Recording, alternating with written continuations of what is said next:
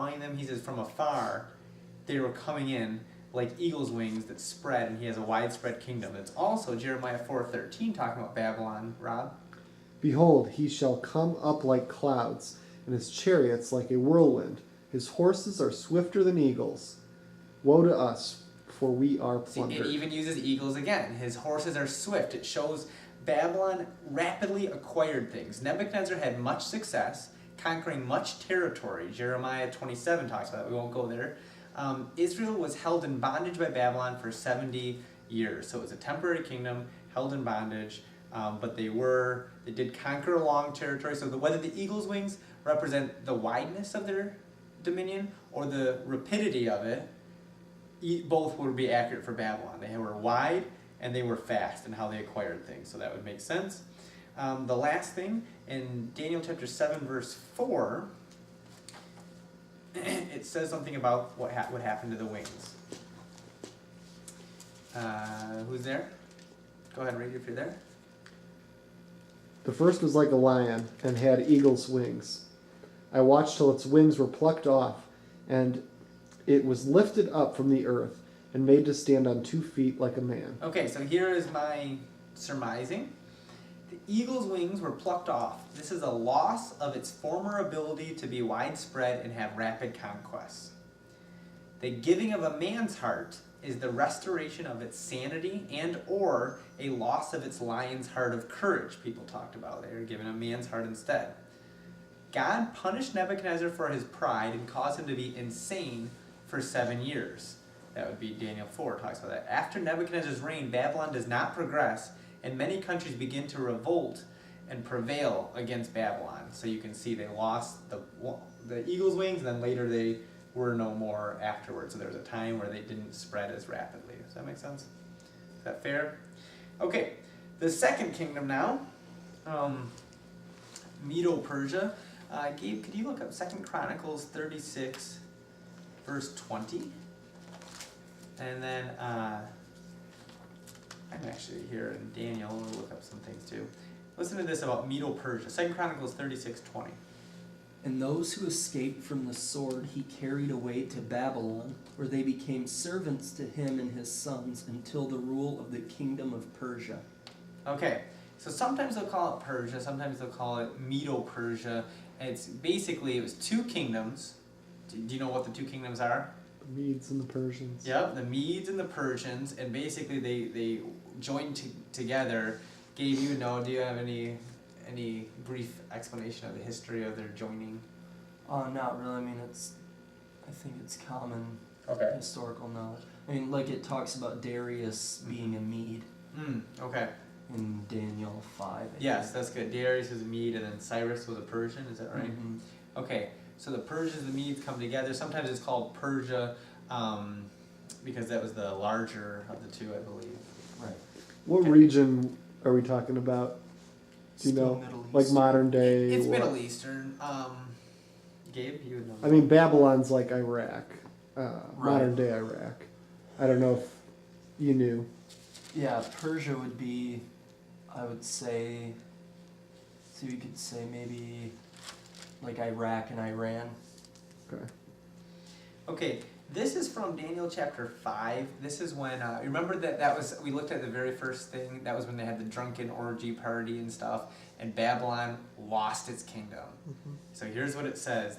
Remember the writing was on the wall, I don't know if you guys remember this, and God was declaring something, and one of the words is Paris.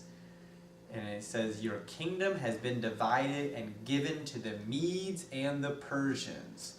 That, to me, you can't get more clear than that. That this happened, Babylon was taken out, the next one came up, the Medes and the Persians. Okay, so let's talk about this. As silver is inferior to gold, and the body inferior to the head, so this kingdom will be inferior to the one before it. How was the Persian kingdom inferior? Number 1, the Persian king was more dependent upon other people than the Babylonian king. Give an example. Daniel 6, 14 and 15. Robbie there. Daniel 6:14 says, And the king, when he heard these words, was greatly displeased with himself, and set his heart on Daniel to deliver him. And he labored till the going down of the sun to deliver him. 14 and 15. Then these men approached the king, and said to the king, Know, O king, that it is the law of the Medes and the Persians, that no decree or statute which the king establishes may be changed. Okay.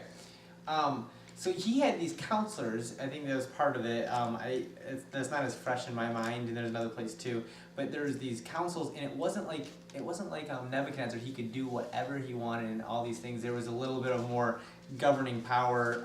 In fact, it says this: the political power of the central government grew weak because of independence of the provinces of the Medes and the Persians. They didn't have as strong of a section as Babylon had. In wealth and dominion, it significantly lessened later in its reign. It lost wealth and dominion significantly as it went on. So there's a weaker quality than what Babylon was in its heyday. Another one that you have here, you'll notice, this is the Medo-Persian kingdom. You see this picture here, the Medo-Persian kingdom? It's two arms. Well, everyone knows one arm is stronger than another. The right arm is generally depicted in the scriptures as the stronger arm. The same way the bear is leaning to one side. One side was stronger than the other one. And so out of the Medes and the Persians, one of them was a stronger power.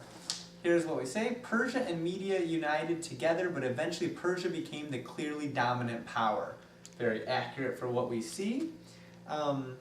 Next thing, it's depicted. Do you remember the depiction of the Medes and the Persians? What animal it was? Bear. It's a bear. As a bear is cruel and uncivilized, so would this kingdom be.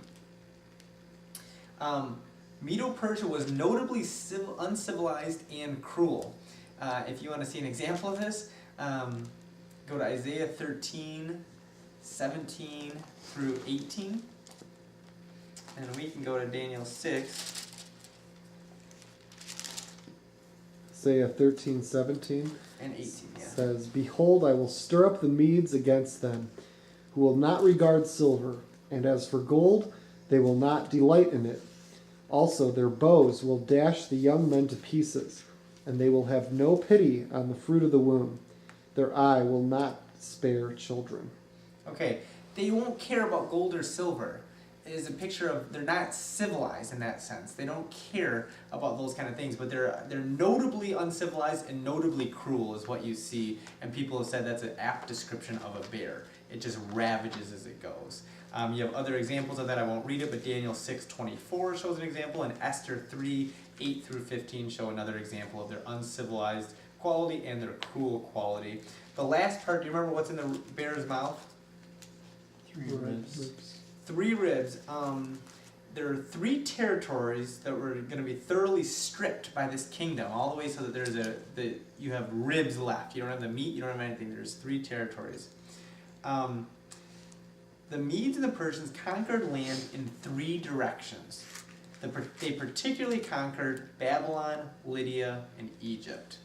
Those were the 3 things that came out of their mouth. Those were the 3 lands that they conquered over. That was the depiction that Daniel has of that. The 3rd kingdom is here. Bronze shows this kingdom will be inferior in some way. The kingdom of Greece eventually broke down into divisions. These divisions fought with one another. Also, their soldiers wore bronze. That's just a point to make. The bronze extends into 2 thighs. 2 strong empires will reign afterwards. This is cool. You think about it. Starts as 1 unit, and then it becomes 2 thighs. Yet the thigh, if you go through the scriptures even, it talks about the thigh, the heave offerings of the thigh. The thigh are the strongest parts of the body. Well, there was 2 strong kingdoms that rose up from Greece. Anyone know what they are? You might know. The 2 strong kingdoms that Greece devolved into? Spartans and Trojans? No. Egypt and Syria would have become the 2 major powers of ancient Greece. Egypt and Syria. In fact, in later chapters of Daniel, they go into a lot of description with Egypt and with Syria. The kingdom will rule over the whole earth. Remember what the leopard had? Do you remember? it had spots, but also had Four wings. 4 wings. How many wings did the lion have? 2. Listen to this. This kingdom will conquer more and do it quicker than Babylon. Babylon had 2, they had 4. In 6 years, Alexander gained the whole empire of Persia, along with mastering many other nations as well. Alexander demanded to be called King of the World, and wept when he thought there were no more places left to conquer. Alright, and leopard is small, spotted, swift, is cruel, and is wild. Those are all descriptions in the Bible. Habakkuk 1:8, Isaiah 11:6, and Hosea 13:7 describes the leopard as small, spotted, swift, cruel, and wild. Alexander was a small king from Macedon, but was able to conquer part of Europe and most of Asia in the span of only 12 years, even defeating an army of 600,000 with only 30,000 men. Alexander was famous for his conflicting personalities. The last thing, in chapter 7, verse 6 of Daniel, do you remember what happened to the lion? It had 4 wings, and then something else happened. The leopard, something else happened in 7:6.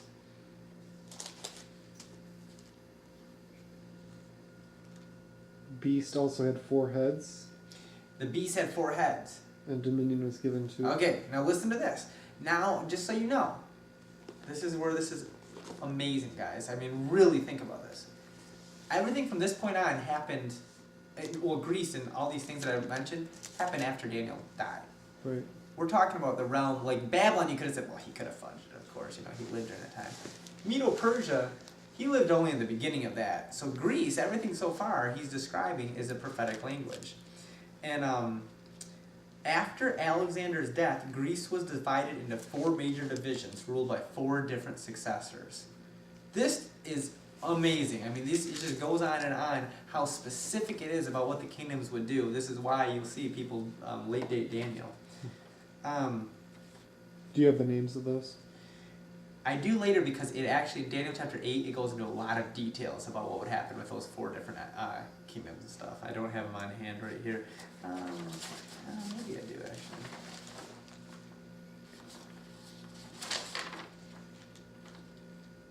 Okay, yeah. Yep, I do. After Alexander died, being only 33 years old, his kingdom was divided into 4 major divisions among 4 main successors. Cassander gained Macedon and Greece. Lysimachus gained Thrace and Bithynia. Ptolemy gained Egypt. Seleucus gained Syria. Soon, however, Egypt and Syria asserted themselves as the 2 major powers of ancient Greece. Come on, right? This is like amazing stuff. Now, you're getting into even longer, though. The last kingdom, the one that's different than all the rest, is Rome. Iron is the strongest but most inferior of the metals. So Rome would divide and would be divided and self-destructive. That's what happened. Rome just kept defeating itself. It kept dividing, but it was so large. 2 legs. What do you think that represents? 2 branches. Rome, and we talked about this on the phone a little, Rob. Rome was divided into 2 empires. And it was divided into the Eastern and Western empires at the end of Theodosius' reign in 395 AD. 2 legs. Okay, now you get it. I mean, even the late daters can't get into, like, Rome happened hundreds of years later. And this sort of just gets crazier and crazier. 10 toes, also 10 horns, 10 toes, divided among 10 kingdoms. At the fall, listen to this. In 476 AD, Rome broke up into 10 kingdoms. Come on. Okay. Then here, it's mixed with clay and iron. It's a mixture of a foreign substance. It will still retain its kingdom, but will be weak in parts. You know what happened when Rome fell? Which it describes in the toes? During the fall of the Western Empire, many barbarous nations and peoples entered into Rome and mixed into the Roman kingdom, though it retained its empire.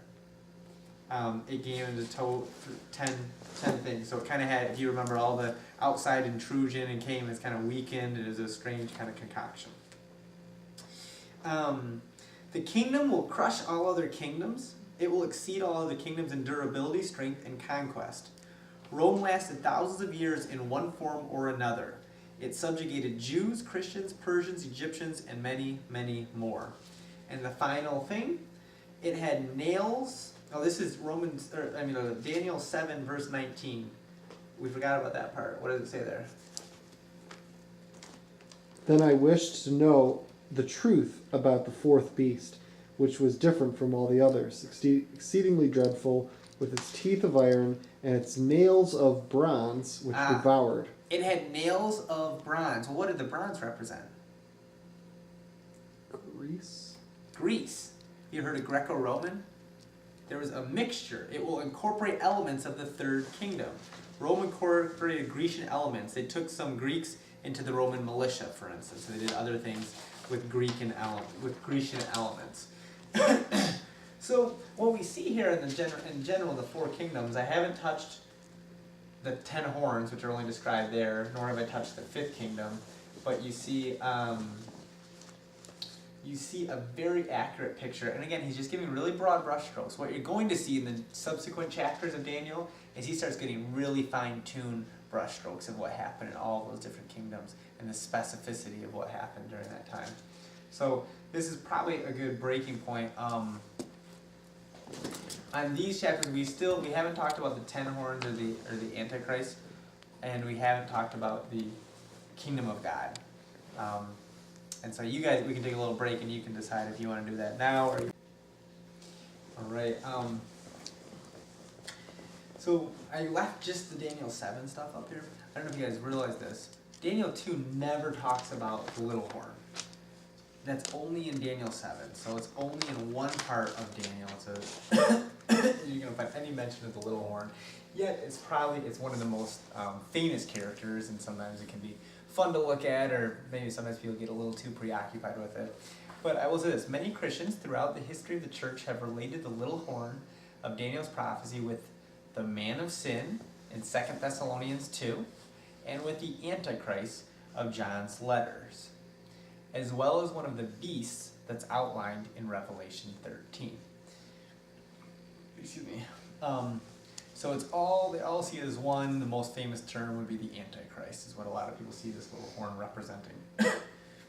Though there have been countless predictions about who is, was, will be this little horn of Daniel's vision, there are four main ideas that have gained far more popularity than any others. Does anyone know those ideas of what the little horn is? The four most popular ideas today in Christianity. Or I guess even throughout the history of Christianity, maybe. I've heard Nero. Nero, or here I say a Roman emperor, or succession of emperors who reigned during the time of the early church in the era of Nero. So these are the theories I'll put here.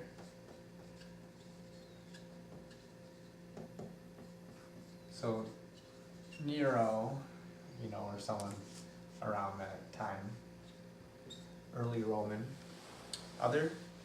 The one that we subscribe to is the papacy, the Pope, or the office of the Pope, and that has definitely been, as we're going to see in a little bit, at some points has been the most popular, definitely in the history of Protestant Christianity.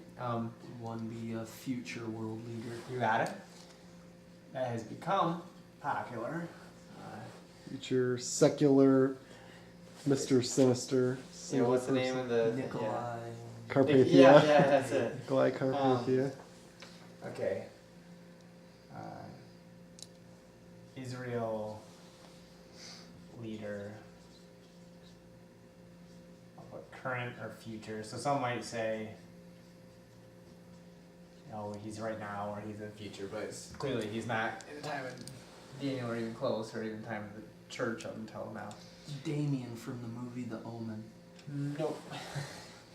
And you know the fourth one? This is in honesty, one of the more popular ones. Hitler. No. That would be kind of the future I would say future even. Future leader, that would be part of that. Isn't there some guy that had some sacrifice in the temple? Yes. Like a pig, and he You sacrificed a got pig in it. the That is temple. it. This is the most popular with liberal theologians. They all would say this guy, but even some conservatives have actually said him too, for different reasons. Anyone know who that guy was? You can hear his name a lot. Epiphanies. Yes, Antiochus Epiphanes. He was a king of Syria who reigned around. I'll just put this here.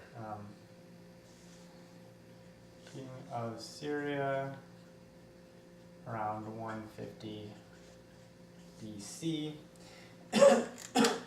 Whole lot of these because we'll talk a little later about the merits or the demerits of those different things.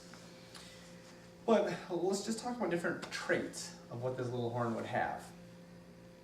What do you guys know? What are some things that you remember about the little horn of Daniel or the man of sin or... Eyes like a man, Okay. mouth speaking great things. Pompous. Oh, War against the saints.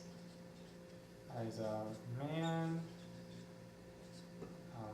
Pompous or blasphemous words. Pompous. Persecute the saints. War on saints. Uh-huh. Other things? He would pluck out 3 of the other kingdoms or horns. Change times and seasons, or times and laws. Okay. So I'm going to say, hold on Gabe's. He's going to come among 10 horns first, Mm-hmm. and then plucks 3 horns, which we already saw would be the Roman Empire. Makes sense, it came Right. later. So of Rome, and then what did you say? Change time and laws. Okay, changes times laws. Okay.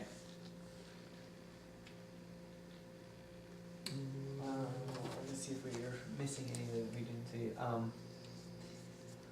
Okay. Okay, this is something that wasn't from Daniel, but from Revelation and 2 Thessalonians. He would arise at fall of Rome. Do you know why I say that? The restrainer would be removed. You got it. In 2 Thessalonians 2, maybe you guys remember this, it says, for Antichrist to rise up, this restraining influence has to be removed, this current power, but he is kind of veiled about it. And so... Futurists say that the restrainer is the Holy Spirit. Right, even some translations have restrainer capitalized, R, or whatever, it's, you know, it's the capitalized because of the Spirit. But which doesn't make sense because Paul talks about the Spirit very openly a lot of times. Why is he being so mysterious about the restrainer now? And another picture though of that in Revelation is that there's going to be a time where that beast has a head cut off. Animals. You're just saying It's- dogs. It's geese outside. Alright, but the beast had the fatal wound that was healed, you remember, and so that would make sense that was Rome falling and then rising back up as it did. Let's see. Oh, another thing. You remember what it talks about? That horn was. It says it's the 11th horn, but it's of a different nature. You remember that? Mm-hmm. So different kind of kingdom.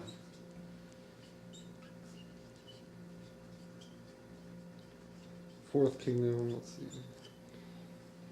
Yeah, it comes among Rome because it is in the 4th kingdom. I'll just put during Rome.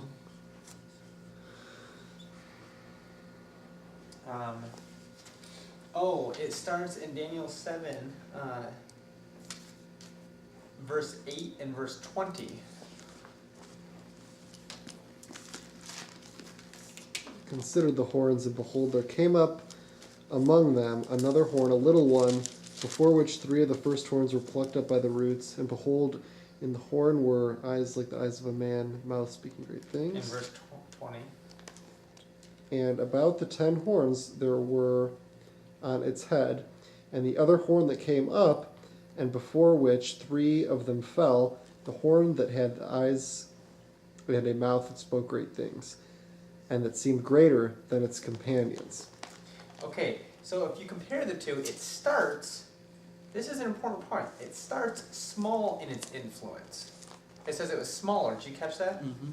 But will eventually grow into a ruling power greater than all the other kingdoms. So it's not going to be something like a Nebuchadnezzar who starts in right here, but it starts small and it'll be around, but all of a sudden it'll grow into greater.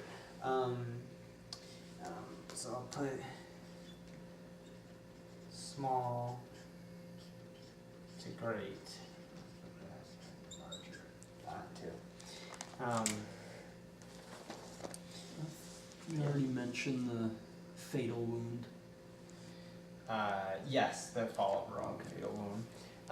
Now this isn't from Daniel, but in 2 Thessalonians 2, it says this kingdom will directly oppose God. And here's some of the ways he will directly oppose God. You ready? I'll just put, now I gotta find them here.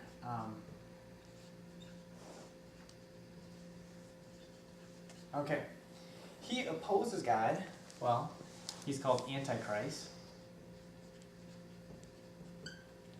So he opposes God because it means someone against Christ or someone in the place of Christ. There's a lot of, maybe all you guys know that, but anti is a substitute for Christ. So he opposes God in his position. He is called son of perdition. Rob knows this, but Gabe and Matt, do you know where else that's found in the scriptures? Revelation? Yeah, no, No? I'm talking about Judas. Did you catch that? Yeah. To me, honestly, that is probably that is the most damning point of the whole exercise, is that he is a leader. You want to talk about even, I know I'm tipping my head already to the papacy. He claims apostolic office. Judas had the same claim. He was an apostolic office. And so you have son of perdition, so. A Judas-like figure. Right, as a leader of the church. Which goes with that he sits as God in his temple. So that goes with the two of those, actually. In chapter, okay, we already read this. The kingdom will have eyes of a man. So we contrast that with a seer who has the eyes of God, the prophet who has the eyes of God, or an overseer who is a Christian elder. Thus, the little horn is identical with the false prophet of Revelation. He will intend to change times and laws, a responsibility reserved only for God. So I'll put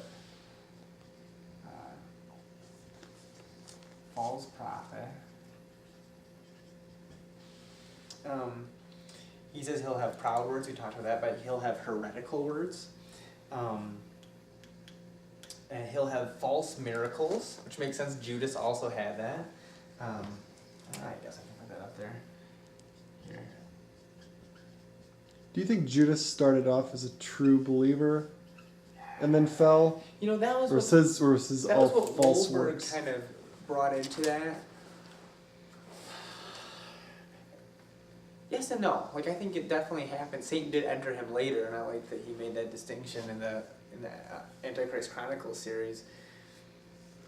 But at the same time, he was destined from Right. before. So it'd be better Right. if he was never even born. Yeah, and so, but I think that's probably an accurate picture. So it could be someone in office who